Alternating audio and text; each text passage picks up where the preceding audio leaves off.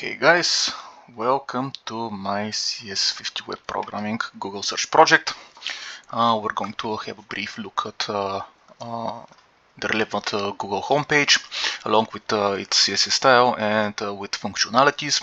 Now you can see that the homepage is representing the visual style of Google itself, along with some tweaks, like you can see the box shadow when we hover over the Google search bar with non-selectable magnifying glass, with the underlines under the selected additional pages, which we're going to take a look at in a brief moment. Let's just conduct a really quick search in the search bar.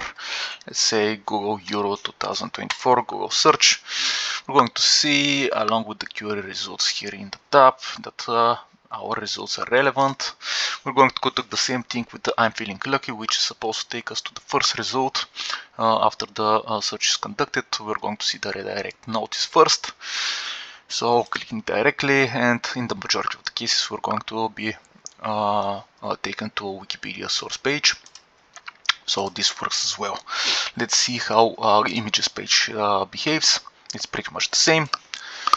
So yeah, let's see again some Euro 2024 images, and we are taken directly again to a relevant Google Images page.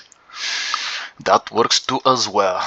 And last but not least, of course, we have the Google search bar again, so that we can return to the index page again, and we can go to the advanced search to see how it works. As you can see, again, the style is literally the same. It was taken from the source code of Google itself.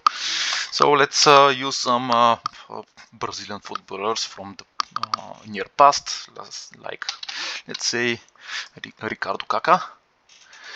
And let's see what kind of results we're going to see. There he is, the man of the moment. If you want to use some exact word or phrase, we're going to see in double quotes football here. Let's add some more any of those words. Let's add Pato. And we are seeing the combination of the two footballers along with Ronaldinho here, but let's say that we want to exclude him. So none of these words, Ronaldinho.